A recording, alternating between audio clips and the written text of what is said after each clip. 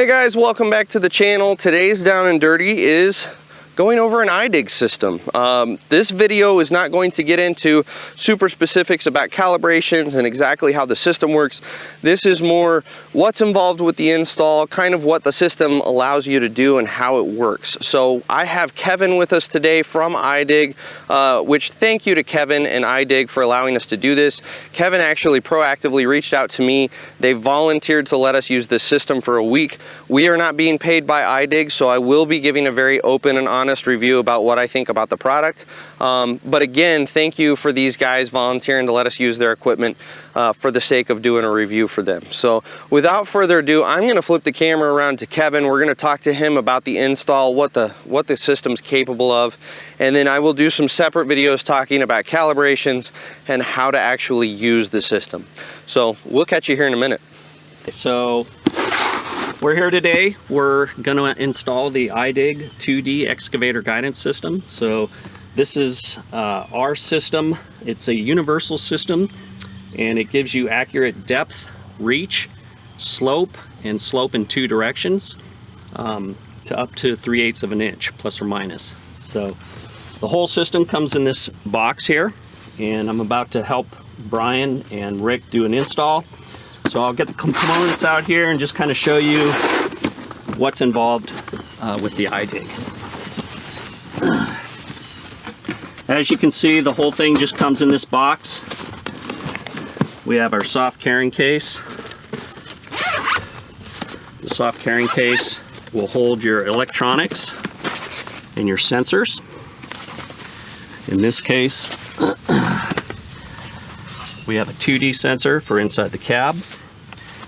We have sensors for the boom, bucket, and dipper stick. We also have our touchscreen monitor for inside the cab.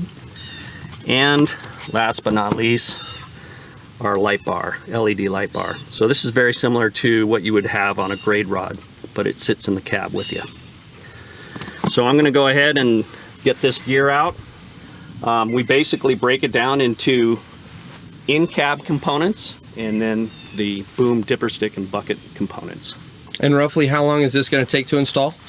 So on a good day, hopefully we'll be done in an hour with the install, and then we'll just do a quick calibration process. So that should be about another half an hour. And then I'm going to show you guys the basic operation of the system. So we can take it as long as you need, but for the most part, we should be done in a couple hours. Perfect. And what kind of tools would be required if someone wanted to take this on and they had some support behind them that they could call? So tool-wise, it's really not extensive. It's kind of a plug-and-play system. As I mentioned, you have your in-cab components. So we'll be attaching those with the components that come with the system for the in-cab. So we have two RAM mounts for the touchscreen and the LED sensor. And then we have a couple cradles that hold that LED light bar and the touchscreen. So this cradle will hold your touchscreen. This cradle holds the light bar. Okay. Okay, so those, along with 3 cables, make up your in-cab components. And we'll do that first, and then we'll move on to the arm of the machine. And obviously this is for a test system, but you also have some permanent fixture solutions. Yeah, so 3M tape. So let me grab my plates here. So the sensors are all held on the machine, whether it's the one 2D sensor for inside the cab versus the 3 sensors on the boom, dipper stick, and bucket are held with these plates. As you can see, this is a special plate that I use for demos. So it includes the permanent plate here plus a magnetic plate that I use for demonstrations. But on a regular setup, you'd just be using this permanent plate. The sensor attaches to the permanent plate like that. You just close the latch and you can see that the little LED is flashing. So when you attach this sensor to the plate, it activates the sensor. So there's a little switch. There's actually a ring magnet right here on this plate that activates a switch inside your sensor. So again, once you're locked in, you're up and running. These sensors are wireless and solar charged. So again, no need for cabling or tapping into hydraulics, batteries, things of that nature. These things are charging while you're working. So, and if I remember right from what my buddy was saying, there isn't a designated bucket, boom, stick sensor. They're all the same sensor. You just tell the system which one is which. So from the factory, they will supply you with a little sticker. So can you see that? There's basically a little graphic that shows you, hey, this is for your boom, and then there's a corresponding one for your dipper stick and your bucket. Okay, so from the factory they're kind of programmed, but yes, you can interchange them if you wanted to. You just reprogram it in the cab. So if one of these breaks, we get into a situation where a guy slams into a tree and knocks your sensor out. I don't have to go buy a boom sensor. It's the same sensor. I just tell the system when we plug it in, hey, here's your new boom sensor. You are correct. Okay. Okay. So yeah, get that back up and running. So again, if you had a sensor that was damaged or fell or got lost or whatever, the system would recognize the fact that you're missing a sensor, and so it would kind of flag you in the cab, and then you would just basically introduce that new sensor, that replacement sensor.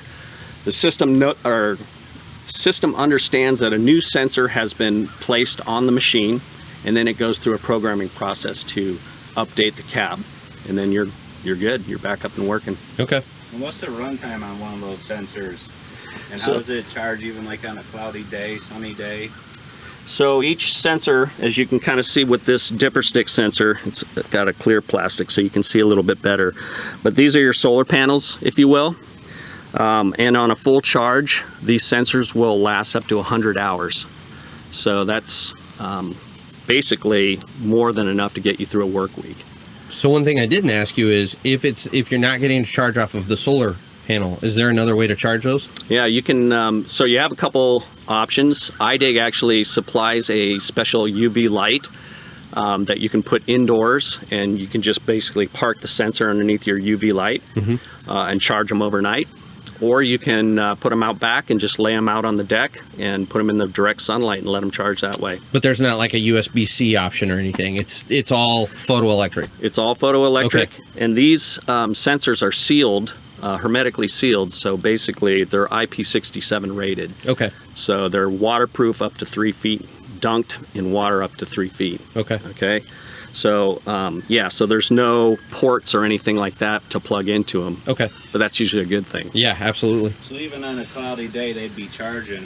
They're charging right now. And if you had a second shift running at night, would be the only downtime that they wouldn't be charging, but you have 100 hours of runtime. Correct. Correct. And what you were saying earlier is they're charging more than the unit's using. So in theory, if you were running 2 shifts, your night guys shouldn't have any issues because it's charged. The day crew was taking care of them. Okay.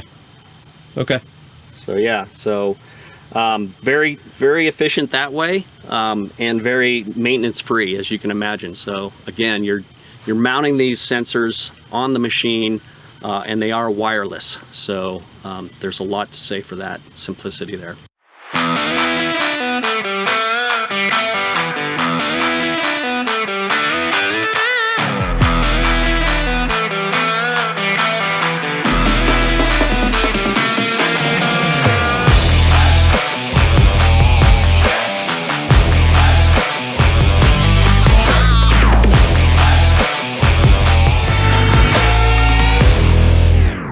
So cable wise, we're done. We got 3 cables. We got the power from the cigarette lighter to the LED cradle. We got connection from the LED cradle to our touchscreen cradle. And then from our touchscreen cradle, we have a connection down to the brain, which is the 2D sensor. So now that we've got basically our cables all done, all 3 of them, we can just plug in our in-cab components. Again, this is our light bar. Just drops on like that. And if you want to hand me the touchscreen, thank you very much. This is basically just rolls in and makes connection onto the back of these connectors. So snaps in behind these 2 ears and you're good. And that's it for in-cab. we're in cab. We're done in cab, yeah. We're gonna put the boom sensor on right now, and since this is a kind of a bigger machine, you got to be a little bit mindful of the boom sensor, especially when it comes to the boom itself. So this is actually a great angle. So the one thing about the sensors on the boom, dipper stick, and bucket is that they all need to be kind of parallel to each other. And if you notice on this boom, you see how it flanges out right here? So I'm obviously going to put the sensor bracket on the boom, but what I want to do is I want to be north of where this flange is, okay? So that it's, again, parallel to the dipper stick and the bucket sensor. So just a little key point there, especially when you're working with bigger machines like this one. So you basically want to get it to where you're above. Like I said, I want to be north of this weld, or this flange right here. Yeah, so you're straight in line with the actual there. boom. Okay. Okay. So we got the sensor on the plate. We've locked it in with the lever, and down here is a little LED, and that sucker will blink every 10 seconds. It'll be a green LED blinking, and it just lets you know that the sensor is alive. All right. So as I mentioned, they are solar powered, no batteries, anything like that, but it is on at this stage. I think I showed you earlier, but that right there is a ring magnet, and it activates a switch inside the sensor once we attach it. And again, you can see that LED blinking. The nice thing about the LED, well, nice and maybe not so nice, but it lets us know that the sensor's on. But again, if you were to leave this sensor on overnight on an unsecured job site, it could also be an open invitation for theft. So that's one of the nice things about being able to remove these sensors at the end of the day and put them in your soft case and then into your pickup truck and take them home with you. So what we've done is we've created an axis from the boom and dipper pin connection down to the bucket and dipper stick pin. All right. And the reason we're doing that is we're putting our dipper sensor on the dipper stick itself. And again, as I mentioned earlier, you want the three sensors to be parallel to each other, and they can actually be on different sides of the arm itself. So if you remember, our boom sensor's on that right side, if you will, facing forward, and we're looking at the left side for our dipper sensor. But I've created this string line, and basically it's going to guide me so that on the dipper sensor, it's a little bit different from the other two in that it has a photocell array. That photocell array is actually what's catching the laser beam on the job site. So if you've got a rotating job site laser as your benchmark, this sensor will catch that laser beam and help you bench. So when you're applying it or adding it to the dipper stick, we're going to do it strategically so that when we go to calibrate it, we can tell the iDig system basically where this sensor is in space relative to these pins. All right, so this string line just kind of gives us a guide relative to those pins. So that's kind of my reasoning for that. So again, when you're putting the dipper sensor on, you want to have it kind of on the lower third of the arm, because as you're pulling this bucket out of a trench, it's not always going to be a dipper stick that is totally plumb. You're going to probably have it at some angle. So I always put the dipper sensor kind of counterclockwise. So as you're pulling that bucket out, this thing's getting the best kind of reception area on those photocells. So just a couple installation tips.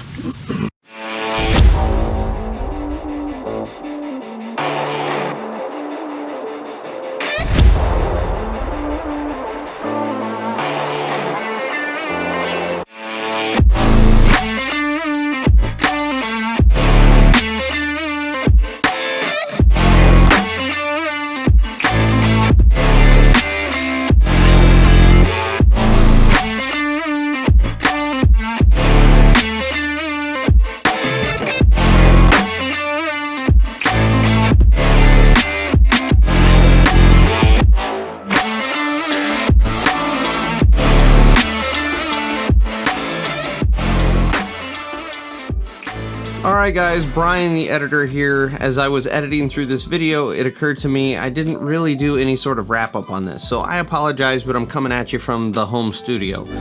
So first of all, I want to say again thank you to Kevin and the iDig team for letting us borrow this system. It was awesome to be able to get to use it. I do have some upcoming videos both on the main channel here and on my vlog channel with us actually using the system, and we will have some down and dirties on how to utilize the different ways you can use the system. But that being said, I did want to make a couple notes here. First of all, Kevin was being super humble in the beginning when he said it would take about an hour to install the system. With me and Rick asking him a myriad of questions, whatever word I'm looking for, with all the questions we were bombarding Kevin with, we were still able to install the system in about an hour and a half. I think when you really got good at it as a contractor, if you were doing this on your own machine, once you did it a couple times, I bet it would take about 45 minutes to actually install all of the components, and then probably another 30 minutes to calibrate the system. Unfortunately, calibrating was the only stage of this entire process that I was not able to film because I told Kevin I wanted to do the calibration. Now that being said, that's how straightforward the calibration was. I was able to calibrate the system by myself, and I only asked Kevin about 2 questions, and I really could have figured them out myself had Kevin not been right beside me. So very, very intuitive system to use when it comes to the calibration standpoint. The install was very straightforward. There was nothing tricky about it. I would say really you don't need someone from the dealer to walk you through this experience. Between the video that I've got here and the ability to ask a couple questions to your local dealer over the phone, I think any contractor could take on this install. So I hope this has been helpful as always. Like I said, stay tuned. We do have some videos coming up on how to use the grade system of the iDig on the machine. So we'll catch you guys on the next one.